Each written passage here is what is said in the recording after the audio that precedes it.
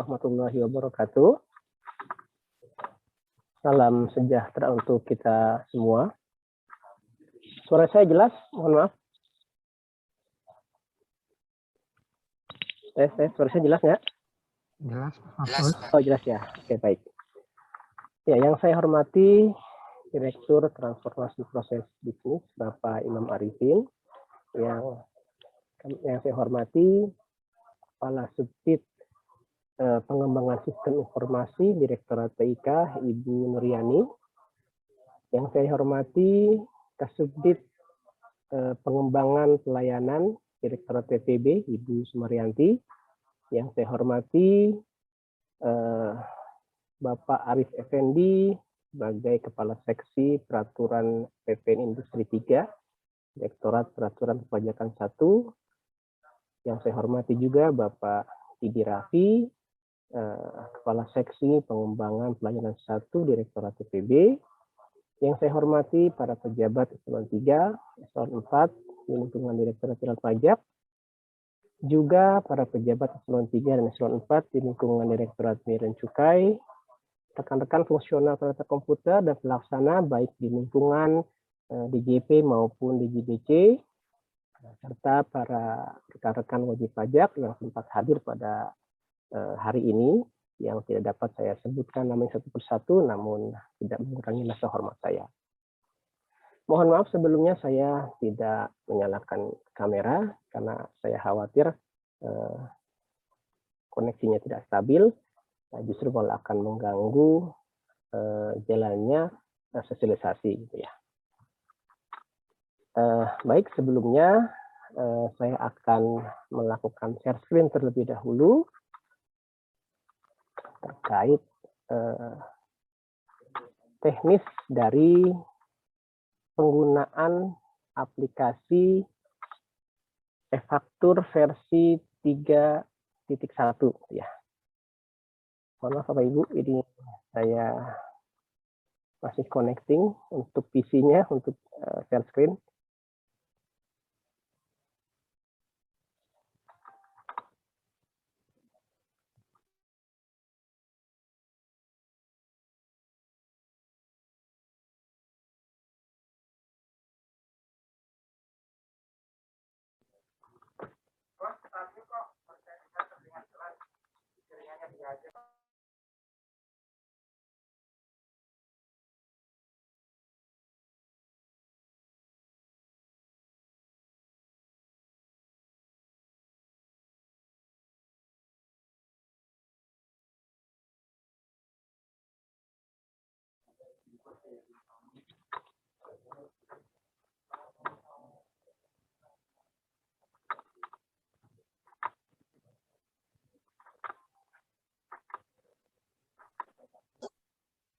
Pak Mahfuz, maaf, suaranya mungkin belum bisa diperkeras mungkin. Oke, bentar ya. Ya, baik. Terima kasih. Ini tadi ada kendala teknis. Baik. Bentar, unstable soalnya untuk yang di PC, mohon maaf.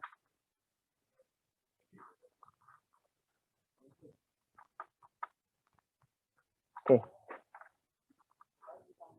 Ya, terlihat ya Bapak Ibu? Sudah terlihat Bapak Mahfuz. Sudah terlihat ya. Oke.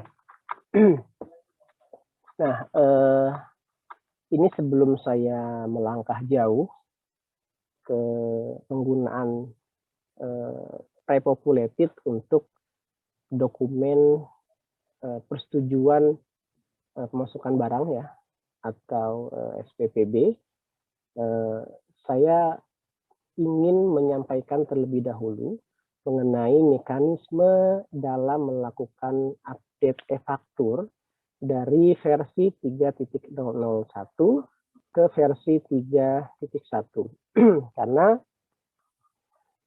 setiap kali update berdasarkan pengalaman dari 2014 hingga saat ini masih saja terdapat kendala dari sisi wajib pajak. Nah, itu yang tidak kami inginkan gitu. Kami berharap tentunya dari sisi wajib pajak dalam melakukan update aplikasi e-faktur itu smooth gitu ya, tidak ada kendala gitu. Karena sangat kasihan sekali kalau seandainya sampai wajib pajak ketika update gagal, bahkan hingga mengulang proses yang bertahun-tahun wajib pajak lakukan karena database-nya ternyata rusak. Baik, ini saya akan close terlebih dahulu. Saya akan mengajarkan langkah-langkahnya terlebih dahulu. Ini saya akan close aplikasi e-fakturnya. Baik, di sini saya sudah memiliki installer dari aplikasi e-faktur 3.1 yang nantinya juga akan diberikan kepada Bapak Ibu sebagai peserta piloting. Kemudian nanti juga akan dipublish melalui laman efaktur.pajak.id/aplikasi. Seperti biasa kami letakkan di situ. Nah, aplikasi ini yang saya gunakan ya, yang saya gunakan saat ini sudah dibundle dalam satu file kompres ya, file zip di sini. Saya akan memilih aplikasi e-faktur sesuai dengan operating system yang saya gunakan. Kalau untuk operating system saya rasa Bapak Ibu sudah tidak perlu diajarkan ya, pasti sudah paham semua. Ini saya akan ekstrak terlebih dahulu. Saya ekstrak di sini. Oke.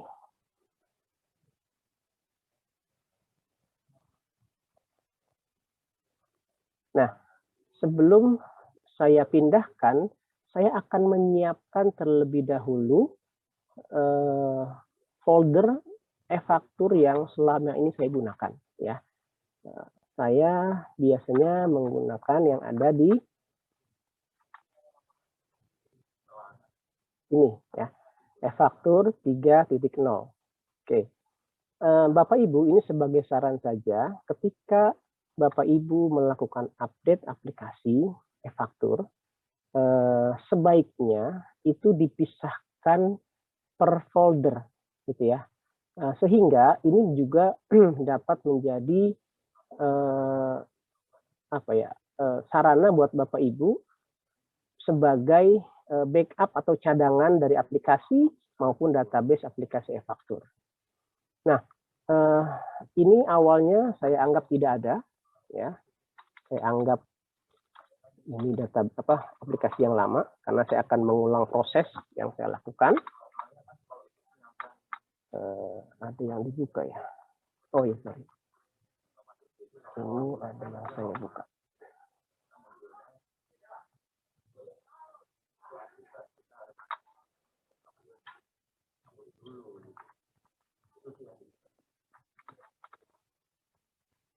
Oke. Nah, saya akan memindahkan aplikasi e-faktur 3.1 yang sudah saya ekstrak tadi. Ya. Saya pindahkan ke folder tempat saya biasanya menggunakan aplikasi e-faktur. Nah, untuk Bapak Ibu yang menggunakan mekanisme client server, ya, ini bisa mungkin bisa menambahkan kata server di belakang. Ini hanya untuk pembeda saja. Tidak pun tidak apa-apa. Oke, ini saya akan ubah namanya menjadi e-faktur 3.1.0.0 karena versi yang saat ini 3.1 ya. Nah, ketika saya buka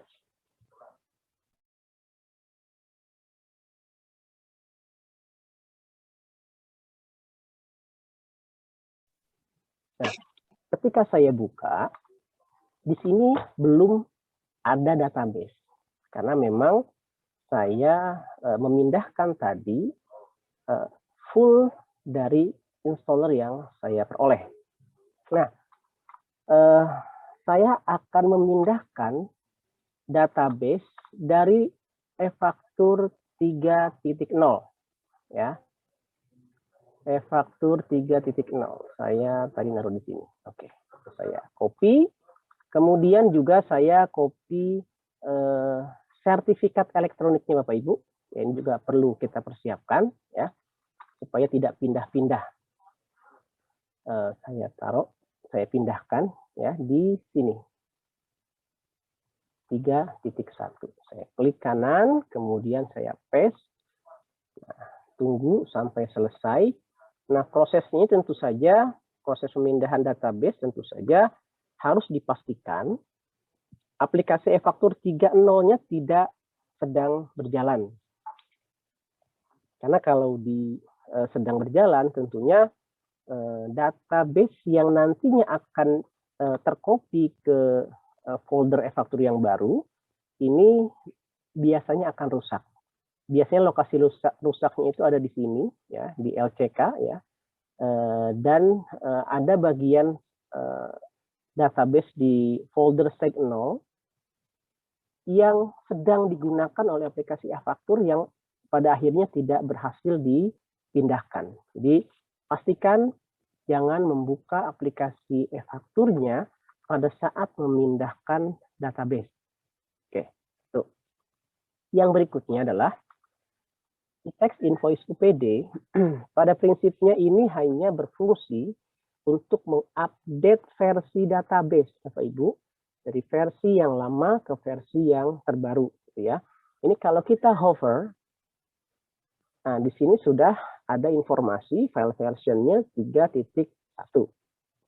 Nah, aplikasi tax invoice UPD, cara kerjanya juga sebelum dia melakukan update, dia akan membentuk backup terlebih dahulu.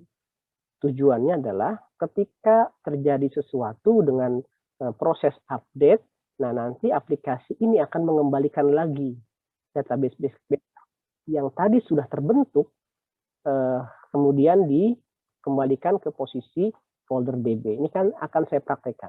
Oke, ini saya jalankan ini terlebih dahulu. Oke, ini best practice-nya Bapak Ibu ya. Karena banyak juga wajib pajak yang langsung menjalankan dari sini setiap kali ingin menggunakan aplikasi e-faktur, sedangkan file e-tax invoice UPD-nya ini tidak diubah namanya.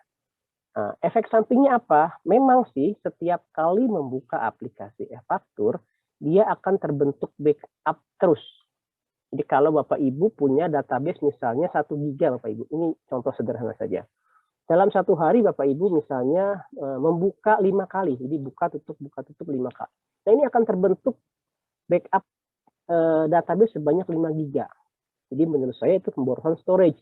Nah bagaimana sih back practice-nya agar tidak terbentuk setiap saat, tetapi kita membentuknya setiap kali kita inginkan. Nah Bapak Ibu bisa mengubah nama ini, ya, misalnya versi 3.1 ya. Nah, dengan cara mengubah seperti ini, aplikasi e-tax invoice tidak akan mengenali e-tax invoice UPD ini, sehingga dia bisa dijalankan secara mandiri.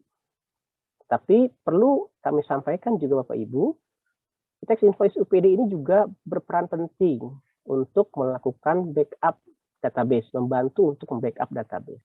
Jadi jangan sampai juga ini nggak pernah dijalankan.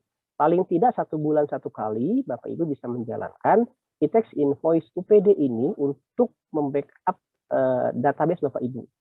Jadi sebagai informasi juga, 90% permasalahan e-faktur desktop itu bisa diatasi dengan database backup yang baik, gitu ya, yang sehat. Gitu. Oke. Saya sudah membackup, saya sudah mengupdate. Nah, sekarang saya akan menjalankan aplikasi e-fakturnya. Nah, kemudian sebelum saya jalankan, saya akan mengecek terlebih dahulu apakah saya sudah melakukan set memconfig. Oke, di sini saya set, ternyata 10 GB. Kebanyakan, ntar nggak kuat. Oke, ini saya sesuaikan terlebih dahulu dengan cara menjalankan memconfig-nya ini. Saya ubah menjadi 2000 MB Bapak Ibu. Oke. Nah, di sini seharusnya akan berubah jadi 2000 MB. Maksudnya apa Bapak Ibu? Saya memperkenankan aplikasi e-faktur memakai maksimal 2000 MB memori yang terinstall di PC saya. Ya, kalau saya lihat memori yang ada di sini, ini ada 8 GB. Nah, bisa dilihat Bapak Ibu ya, 8 giga. Nah, yang 6 giga itu untuk pekerjaan yang lain. Yang 2 giga saya persiapkan untuk e-faktur. Tentunya sangat tergantung dari besar database yang Bapak Ibu miliki. Ya, jadi harus seimbang juga. Efek dari ketidakseimbangan antara besar database dengan memori yang diberikan untuk aplikasi e-faktur gitu ya, bisa menyebabkan masalah-masalah, misalnya data faktur ketika dibuat faktur pengganti, kemudian menghapus faktur pengganti karena tidak jadi mengupload, bisa saja menggantung status faktur normalnya. Karena ketika membuat faktur pengganti, status dari faktur normal itu akan berubah menjadi diganti.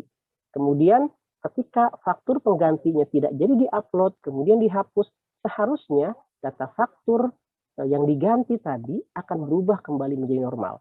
Nah, kebanyakan kalau tidak imbang, seperti yang saya sampaikan tadi, faktur normalnya tidak berubah lagi, tetap menggantung menjadi faktur pajak diganti. Oke, dah mungkin itu cukup, nanti Bapak Ibu bisa tanyakan setelah proses sosialisasi ini selesai. Oke, nah sekarang saya akan jalankan aplikasi e-faktur seperti biasa dengan saya memberikan tadi 2000 MB ya, atau sekitar 2 giga kurang lebih dedicated RAM untuk aplikasi e-faktur.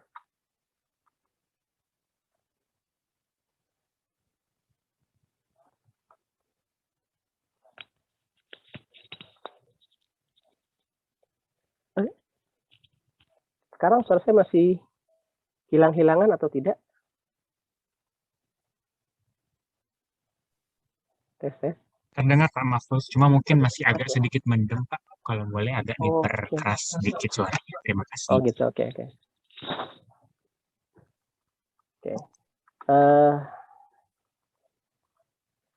Karena saya tidak menggunakan mekanisme server klien ya, saya menggunakan local database.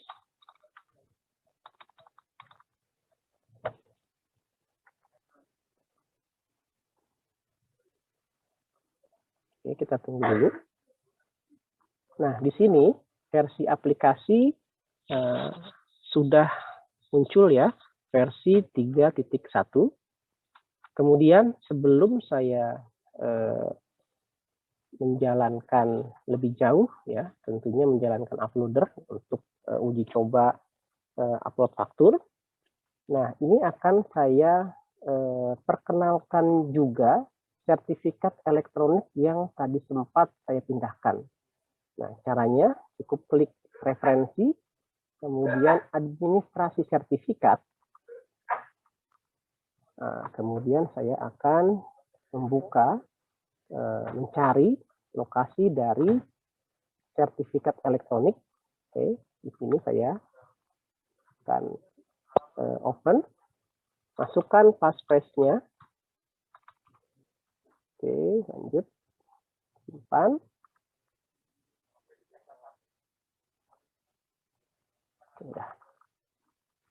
Nah, saya akan uji coba start uploader terlebih dahulu.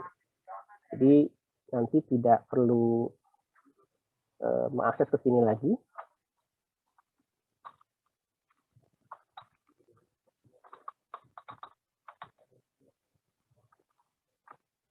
Oke, uploader ini berjalan. Nah, sebelum membahas lebih jauh terkait menu pre-populated, kemudian ada tambahan validasi penambahan pilihan untuk inputan PMSE, kemudian inputan untuk ketetapan pajak. Ya. Nah, saya akan buka terlebih dahulu file simulasi.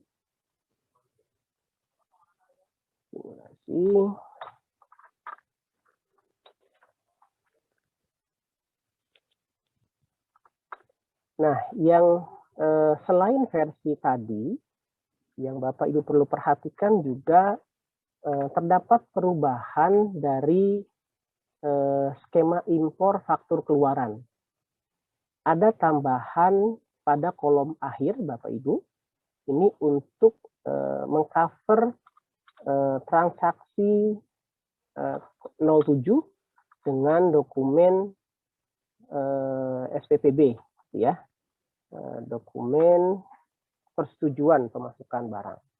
Ini ada tambahan satu kolom di paling belakang. Mungkin Bapak Ibu yang sudah memiliki aplikasi yang bisa membentuk CSV yang siap impor, barangkali perlu melakukan penyesuaian atau adjustment terhadap aplikasi tersebut dengan menambahkan kolom kode dokumen pendukung, ya. Nah, hanya itu saja sih yang drastis berubah, yang mungkin juga akan mengubah proses bisnis aplikasi yang selama ini Bapak Ibu gunakan. Sekarang saya akan mengarah dulu ke aplikasi e-faktur web untuk mengunduh file seperti ini, ya, file pre-populated faktur keluaran dengan dokumen SPPB. Oke, nah Bapak Ibu bisa login ke aplikasi e-faktur web, ya, kemudian mengakses menu download CSV Prepop. Nah, di bagian pemilihan dokumen, di sini dipilih BC40. Nah, di sini pilih masa yang sesuai. Misalnya saya akan gunakan masa November. Saya akan download di sini.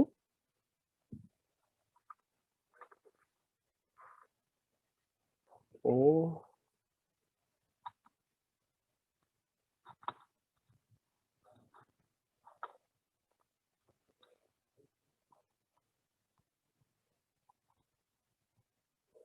Saya ekstrak di sini.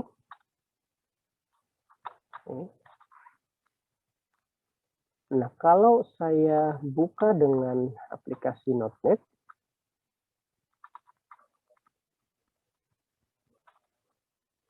oke, ini sudah terisi, Bapak Ibu.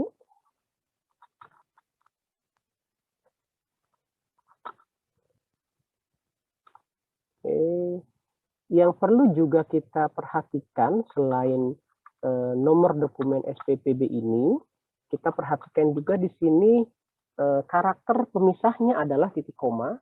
Kalau yang selama ini dari aplikasi e-faktur desktop, karakter pemisahnya adalah koma, ya Bapak Ibu, ya. Yang berikutnya di bagian nomor faktur, Bapak Ibu, ini bisa saya perbesar dulu ya. Oke, di bagian nomor faktur ini karena kami tidak mengetahui nomor faktur berapa saja yang sudah digunakan di aplikasi e-faktur desktop, ya, karena kan tidak langsung terhubung, ya, tidak langsung otomatis terhubung, kecuali sudah diupload baru kelihatan. Karena bisa saja wajib pajak sudah menginput data faktur keluaran, misalnya sudah sampai nomor 100, tapi belum diupload, tentunya di kita tidak ada, gitu. Kalau seandainya kami langsung menyajikan nomor faktur dari jatah nomor seri yang sudah ada, khawatirnya justru malah tidak bisa diimpor, gagal karena dianggap nomor faktur sudah ada. Sehingga teman-teman pengembang memilih untuk mengosongkan kolom nomor faktur ini, nomor seri faktur ini. Gitu. Oke, ini akan saya lihat dulu. Saya menggunakan di simulasi menggunakan nomor fakturnya sampai berapa. Oke, terakhir sampai dengan 16. Ini akan saya coba ubah, berarti yang sekarang akan saya gunakan adalah nomor 17, kemudian di sini ada nomor 18. Ini FK-nya 2 kali nih.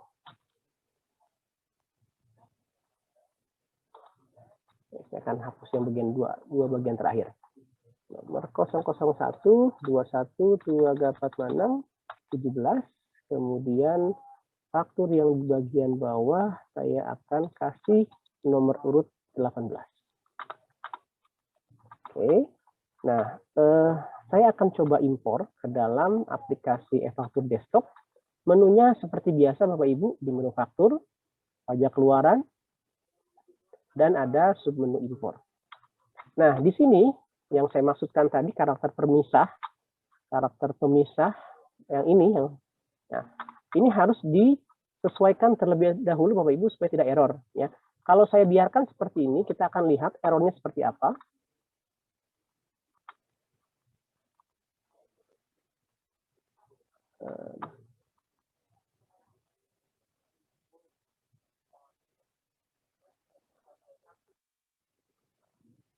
Oke. Ya. Nah, error seperti ini Bapak Ibu. Format faktur salah, tag salah, ya. Untuk faktur FK, ya, karena memang karakter pemisahnya itu tidak sesuai antara faktur desktop dengan file CSV-nya. Ini akan saya sesuaikan terlebih dahulu, kita ubah menjadi titik koma. Nah, saya akan buka kembali aplikasi CSV-nya tadi.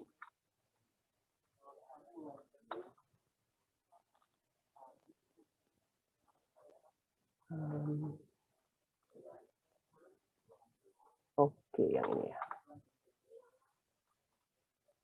Nah, formatnya sudah oke. Oh, sorry, ada 3 faktur ya. Tadi sempat tidak. Oh ya, sorry, maaf Bapak Ibu. Ini ada 3 faktur. Ini 18, satu lagi 19.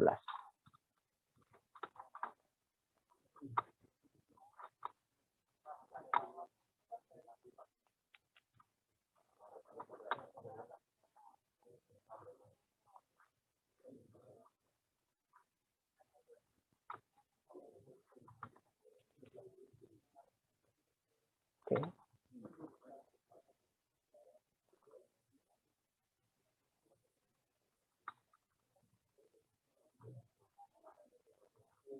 Ya, sudah terisi semua ya, nomor 17, nomor faktur 18, nomor faktur 19. Sekarang kita akan coba proses impor Bapak Ibu. Apakah berhasil? Oke, sukses ya. Informasi total objek yang dibaca 3, sukses 3, gagal 0. Nah, sekarang kita akan close form impor faktur keluaran. Kita akan lihat ke administrasi faktur keluaran atau daftar dari faktur pajak keluaran. Kita perbaharui di sini. Nah, di sini sudah ada 3 faktur yang tadi saya impor ya. Oke, ini kalau kita lihat, misalkan ini saya pilih 1, nomor 17, saya ubah. Nah, tampilannya seperti ini Bapak Ibu. Ya, saat ini ketika Bapak Ibu melakukan perekaman faktur keluaran, ini ketambahan 1 kolom Bapak Ibu ya, nomor dokumen pendukung. Ya, sesuai dengan skema impor yang sempat saya jelaskan tadi. Oke, ini kali lanjutkan. Nah, ini Bapak Ibu juga bisa melakukan penyesuaian lagi ketika memang masih ada kekeliruan di dalam data ini, ya. Nah, kalau datanya fix, sudah tidak ada masalah, DPP yang cocok, jumlah barang cocok, PPN cocok, ini bisa langsung Bapak Ibu simpan dan upload. Saya akan coba upload 1 dokumen dari faktur keluaran dengan kode transaksi 07 yang sudah kita impor tadi. Nah, karena tadi saya sudah menjalankan uploader, saya tidak perlu lagi menjalankan uploader, karena uploader akan bertahan, teorinya adalah 6 jam sejak terakhir kita melakukan transaksi upload faktur. Saya klik tombol upload, ada informasi seperti ini, kemudian klik yes, 1 faktur pajak siap diproses oleh uploader. Oke. Nah, coba saya refresh. Wah, ternyata reject nih.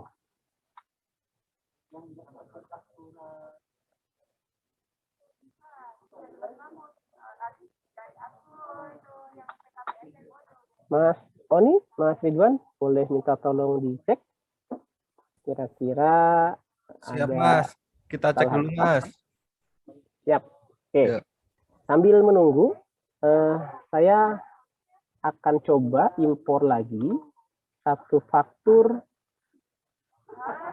keluaran yang saya sudah siapkan sebelumnya. Oke. Karena tadi saya sudah gunakan sampai dengan nomor 19, ini akan saya ubah menjadi nomor 20. Nah, dengan nomor SPPB 12347. Ya, ini cuma contoh aja. Oke. Saya coba impor lagi. Mudah-mudahan yang ini bisa diupload ya. Biar simulasinya lancar. Oke. Masa ya.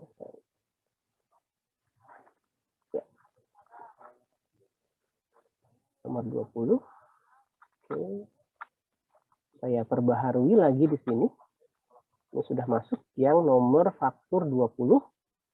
Statusnya belum approve. Ini akan saya coba upload. Mudah-mudahan yang ini berhasil ya.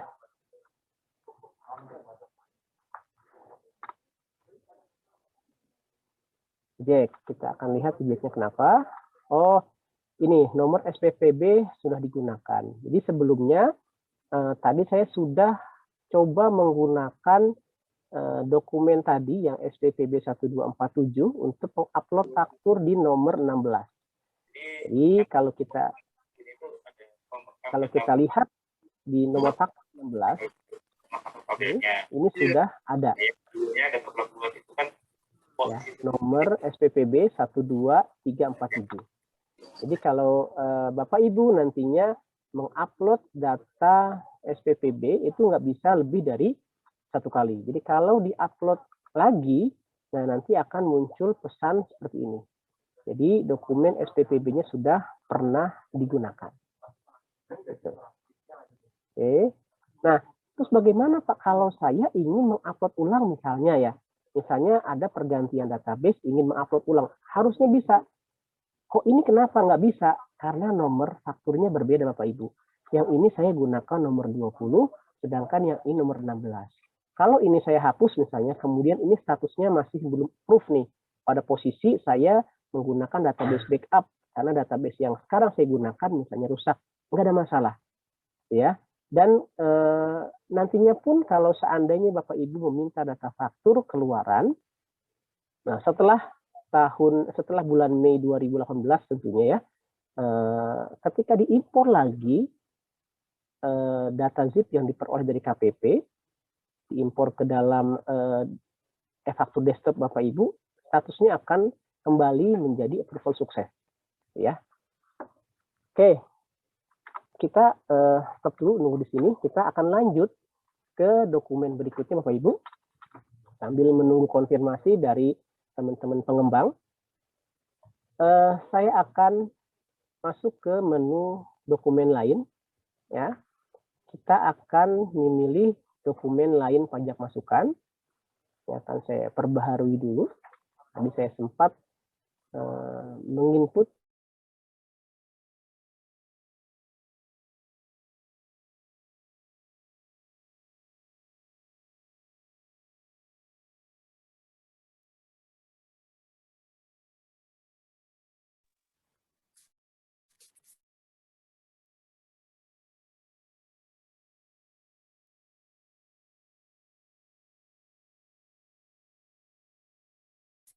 mengupload ulang dokumen faktur keluaran yang tadi sempat reject dengan pesan seperti ini, null pointer ya. Null pointer ini untuk orang awam sangat sulit memahami maksudnya gitu ya. Oke. Kita akan coba. Nah, sudah sukses Bapak Ibu? Ya, di sini sudah approve sukses. Kalaupun kita cetak faktur keluarannya ke PDF, harusnya bisa tercetak dengan baik. Oke.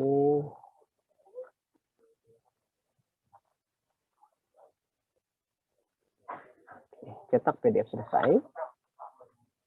Saya akan lihat datanya.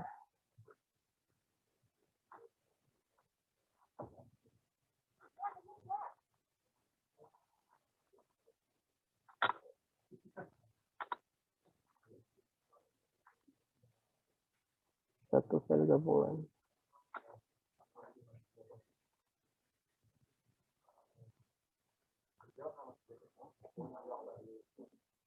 Sudah ada tes ulang SOP. Kita lihat benar nggak di sini katanya.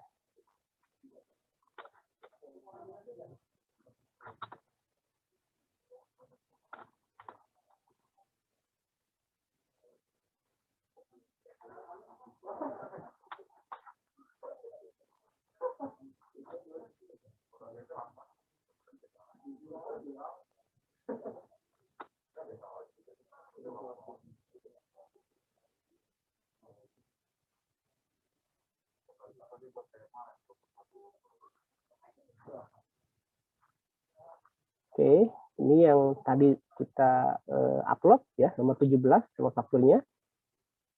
Nah, di sini NPWP penjual, NPWP pembeli, informasi dari barang ini yang sudah teman-teman bea cukai pertukarkan ke DJP.